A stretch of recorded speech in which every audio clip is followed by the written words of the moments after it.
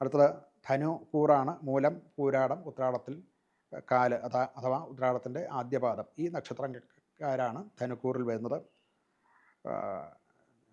ജോലി സംബന്ധമായിട്ട് മൂന്നാം ഭാവത്തിലാണ് ഗ്രഹയോഗങ്ങൾ. ബുധ, ശുക്രാദി, സൂര്യൻ, രാഹു, അതുപോലെ ചൊവ്വ, ഇതൊക്കെയും മൂന്നാം ഭാവത്തിൽ വരുന്നതാണ്. മീഡിയ സംബന്ധമായിട്ടുള്ള കാര്യങ്ങളിലും മാർക്കറ്റിങ്ങിലും ഒക്കെ ജോലി ചെയ്യുന്നവർക്ക് അനുകൂലമായിട്ടുള്ള സമയമാണ്.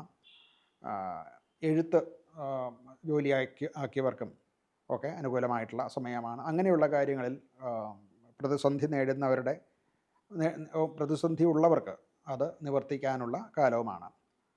വേണ്ടത്ര ശുഷ്കാന്തിയോടുകൂടി ചെയ്യേണ്ടതാണ്. ധൈര്യപൂർവ്വം എടുക്കുന്ന ചില തീരുമാനങ്ങൾ കൊണ്ട് അനുകൂലമായ ഫലങ്ങൾ പ്രൊഫഷണലിലോ ജോലിയിലോ ഒക്കെ കാണാവുന്നതാണ്. ധനപരമായിട്ട് സ്ഥിരമായിട്ടുള്ള, ചെറുതാണെങ്കിലും സ്ഥിരമായിട്ടുള്ള വരുമാനം കിട്ടിക്കൊണ്ടിരിക്കും. മറ്റ് കഷ്ടനഷ്ടങ്ങൾ വരാൻ സാധ്യത കാണുന്നില്ല.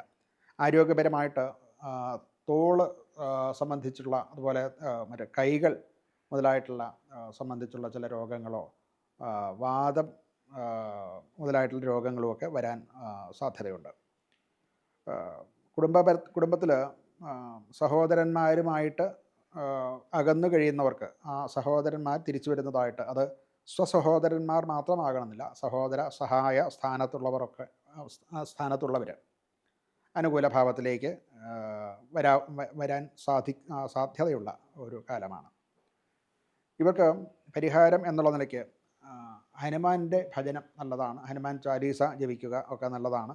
അതുപോലെ തന്നെ പ്രാണായാമാദികൾ ചെയ്ത് മൗന വ്രതം ആഴ്ചയിൽ ഒരിക്കൽ എടുക്കുന്നതും നല്ലതാണ്. ശിവക്ഷേത്ര ദർശനവും ധാര മുതലായിട്ടുള്ള കാര്യങ്ങൾ ചെയ്യുന്നതും അനുകൂലമായിട്ടുള്ള ഫലങ്ങൾ ഉണ്ടാക്കുന്നതാണ്.